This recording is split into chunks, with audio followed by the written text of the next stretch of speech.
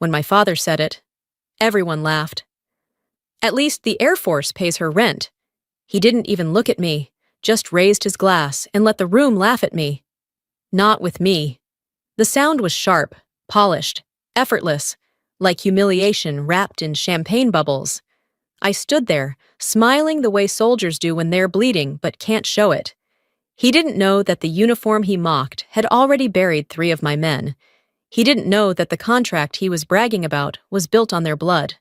My name is Danielle Adams. And that night, when his glass hit the floor, he finally realized who he'd been laughing at. I never knew silence could be this loud.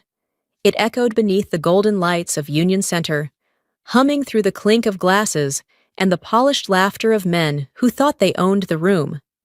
At the center stood the man I once called my father, his smile as rehearsed as a closing deal.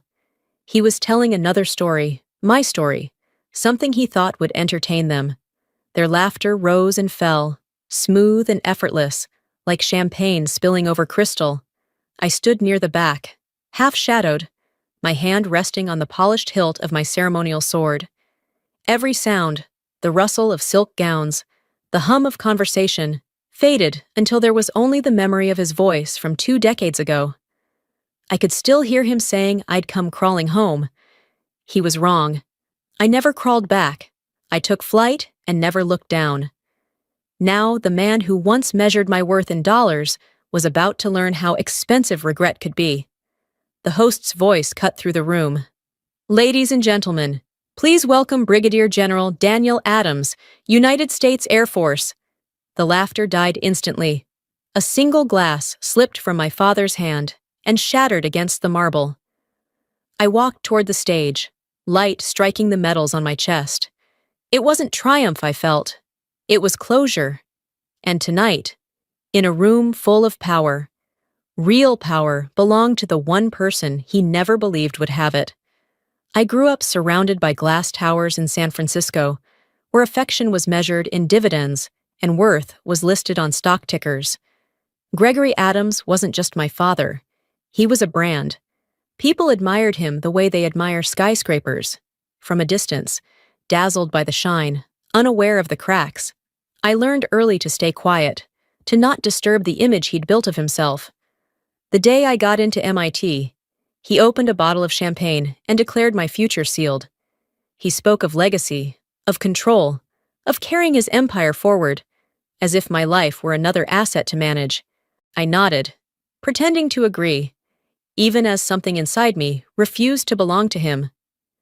That summer, I placed my enlistment papers on the dinner table.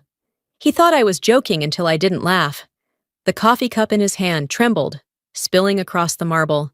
His voice dropped, colder than the floor beneath us. If you walk out that door, don't expect a cent. I told him I wasn't asking for one. That night, I packed a duffel, slipped my mother's photograph into the front pocket, and left. The rain hit the bus windows like applause from ghosts, steady and hollow. I looked back only once, at the city that had raised me but never made me feel seen. Years later, I learned what he'd buried along with my mother's ambitions. She'd been an Air Force engineer before he made her quit. He called it her moment of weakness. I called it theft. And when I enlisted, I understood. I wasn't escaping my father's world. I was finishing the life my mother never got to live. Colorado Springs taught me discipline the way altitude teaches lungs to fight for air. The days were long, the nights sharper than the mountain wind.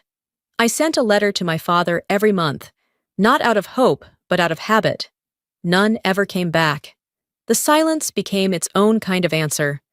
When I missed him, I read my mother's old note, the one written in looping blue ink. Don't fight for approval, fight for purpose.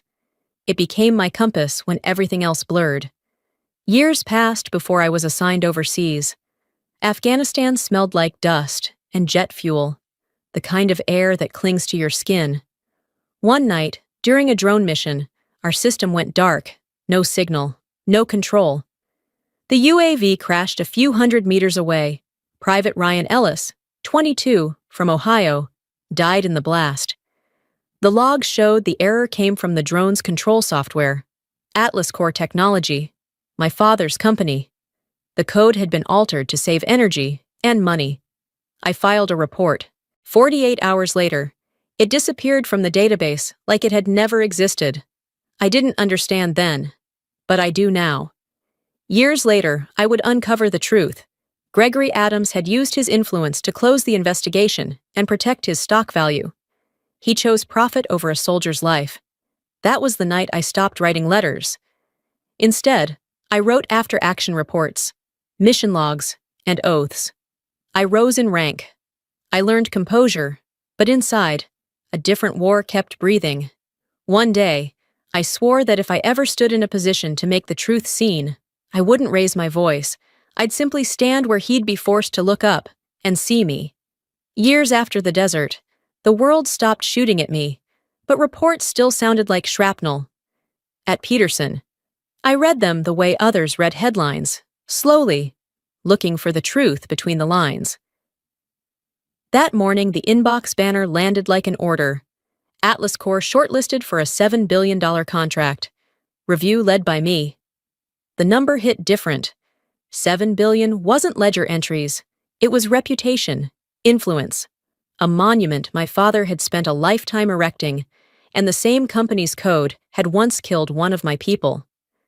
I called Ethan and met him in a cramped D.C. coffee shop, his tie loosened, his eyes tired. I pushed the old error log across the table. He didn't deny signing it. He admitted my father had insisted on the change, said it was a business decision, said it wouldn't matter. It mattered to Ryan Ellis. It mattered enough to disappear the investigation 2 days after I filed it. Ethan warned me, if I made this public, I wouldn't just be against my father.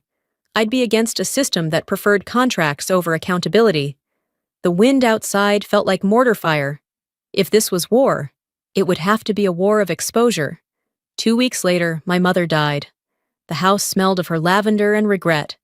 He was absent, predictably wrapped in travel and schedules, sorting through her things. I found a folded note in her handwriting and, beneath it, a stack of original reports she had hidden away. Her letter asked me to choose truth over comfort. The reports confirmed the worst. Signatures attesting safety, names I recognized, and my father's initial on the cover page. She had kept them, maybe hoping I'd need them someday. Night bled into dawn as I read everything. The city outside was cold and indifferent. I left with her letter tucked in my pack and the file under my arm, aware I had flipped a switch I could not undo. Then Ethan's text came through. Your father knows about the file. He wants to see you at the gala. I closed my phone and let a small and steady smile form. Neither of us was who we used to be. The plane dropped through a sky as hard and gray as steel, and the city below glimmered like a warning. Washington had always been his world. Glass towers, sharp suits, quiet power. But this time, I wasn't here to visit. I was being summoned. At the Pentagon, the air felt sterilized, the kind that carries authority and secrets in equal measure. The security director briefed me in a voice too calm for what he was saying. The Defense Innovation Gala was set for the weekend. I'd be representing the Air Force Oversight Committee. Atlas Core, he added, would be among the presenting contractors. Among... I almost laughed. There was never an among where my father was concerned. There was only first, only Atlas Core, only him. The gala would be his stage, and for the first time, I'd be standing on it. Not as his daughter, but as the one person who could end the empire he worshipped more than family. The corridors hummed with fluorescent light as I walked back to my office, the sound of my boots counting down to confrontation. That night, I opened the folder my mother had left behind. Her handwriting marked one corner, soft and deliberate. Approved, G. Adams. Her words echoed in my head. Choose truth over comfort, right over ease. Tomorrow, I whispered, I'd choose both. My phone buzzed. Ethan's message blinked through the screen. My father was preparing to declare the Atlas Core contract secured at the gala. He didn't think I'd show. I typed back one line. Then he's about to be surprised. Later, I discovered the defense files I'd submitted had been intercepted by a legal advisor with a quiet stake in Atlas Corps. Someone inside the system had clipped my wings. I rerouted the evidence directly to the Chief of Staff of the Air Force, the man scheduled to attend the gala beside me. Another file from Ethan arrived, emails proving my father had manipulated senators for funding years ago.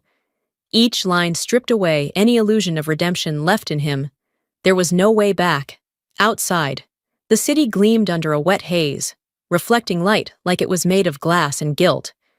Tomorrow wouldn't be about revenge. It would be about truth standing in the open, finally unafraid. Union Center looked the same, polished marble and chandeliers heavy with gold light, but the air was charged now, humming with a tension I could taste. The last time I stood in this building, I was invisible. Tonight, every step I took echoed. The attendants nodded as I passed in full dress uniform, the ceremonial sword at my side catching slivers of light. My heartbeat matched the quiet rhythm of the orchestra, tuning up in the distance. I didn't look toward the stage until I heard his voice. My father stood under the spotlight, shaking hands, his smile sharp enough to cut glass. He spoke about progress, innovation, the brilliance of the Atlas Corps legacy. Then, like a reflex, he turned his charm into cruelty. "My daughter serves in the Air Force," he said, "and at least it keeps her rent paid." Laughter rippled through the room, until the MC's next announcement froze it mid-breath. The Air Force Oversight Committee is honored to welcome Brigadier General Danielle Adams. My heels struck the marble like gunfire. Every head turned. His didn't, not at first, until the light from my medals caught the rim of his glass. He turned.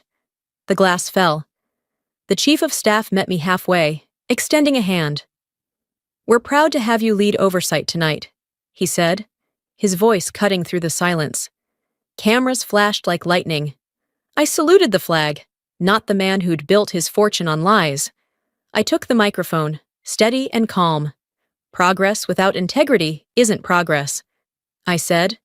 "It's danger dressed up to sell." No applause followed, only the sound of truth landing where it belonged. The Chief of Staff nodded once. "Well said, General." Then the first twist struck. The Atlas Corps presentation began, but the projector screen shifted, its feed replaced by the leaked file. The room went still as my father's signature filled the wall. G. Adams.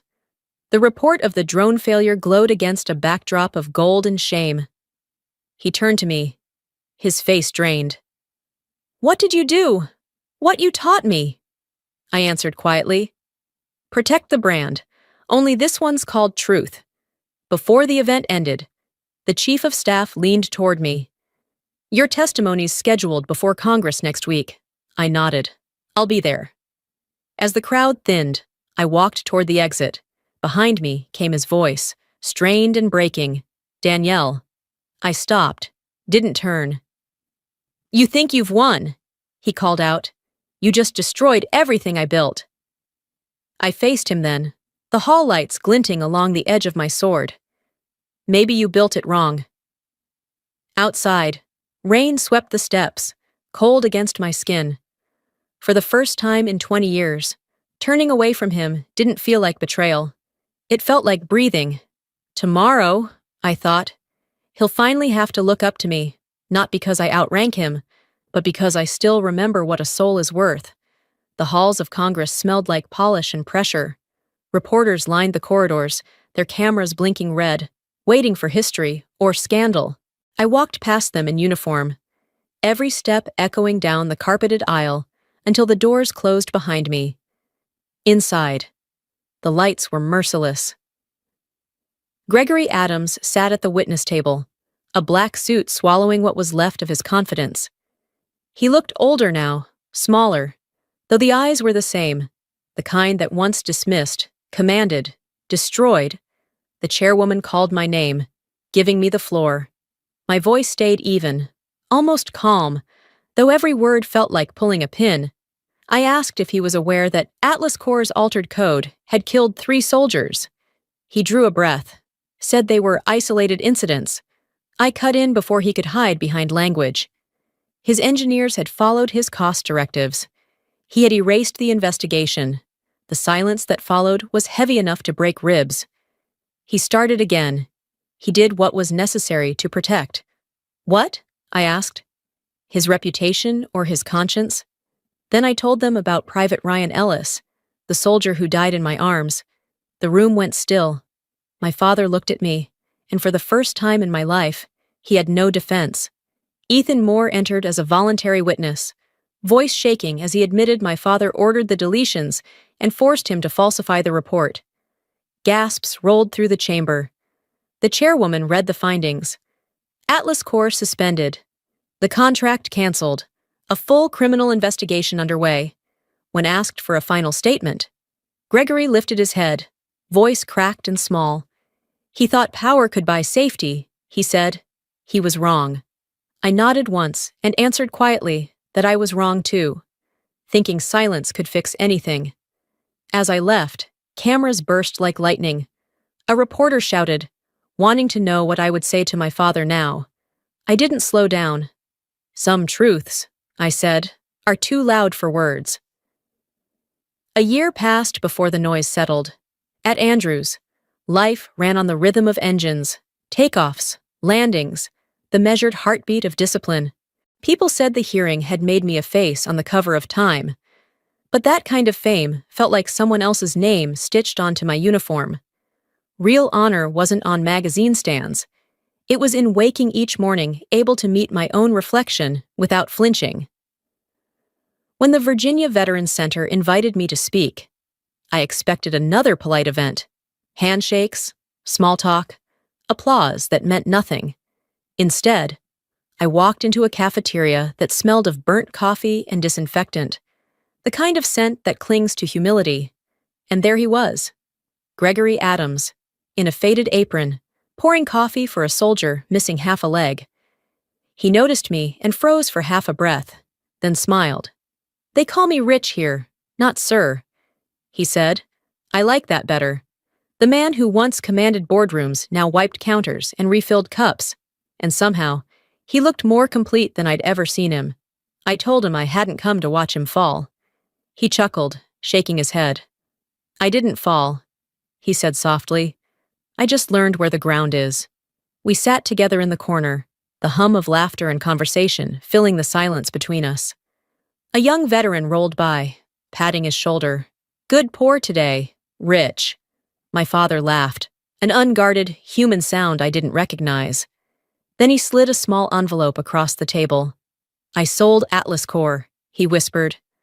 "The money's gone."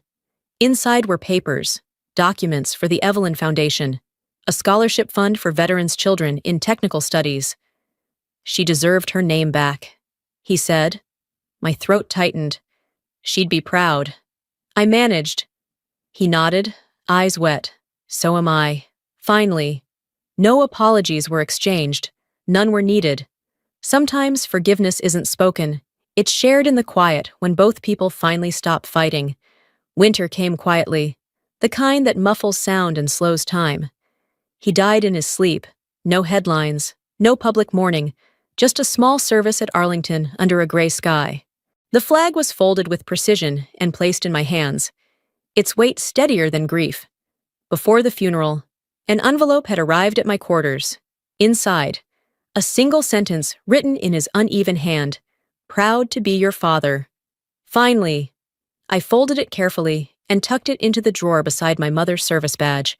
For the first time in years, the silence between them felt complete, almost peaceful. Snow drifted over the graves as I saluted, not to the man he was, but to the redemption he had earned at last. The wind caught the flag, lifting it just enough to remind me that some things, once broken, can still rise. A month later, I returned to the Air Force Academy to teach leadership and integrity. It felt strange to stand where young cadets still believed the world could be made fair by effort alone. After class, a student lingered behind, her face bright with questions I once had. "Ma'am, what do you do when no one believes in you?" I smiled, hearing the echo of my younger self. "You don't prove them wrong," I told her. "You outgrow them." Outside the window, the Evelyn Bridge glimmered through the snowfall, the last project my father completed before his death, arching over the Potomac like an apology cast in steel. Light shimmered across the frozen river, splitting into two silver lines, twin reflections of the stars on my shoulders. I whispered to the empty room, more to the air than anyone still listening. Revenge fades, but honor stays. Then I stepped outside, boots sinking into the soft snow. The cold no longer bit, the past no longer chased. Only one truth remained, quiet and solid beneath the winter sky. When honor endures, the past finally lets go.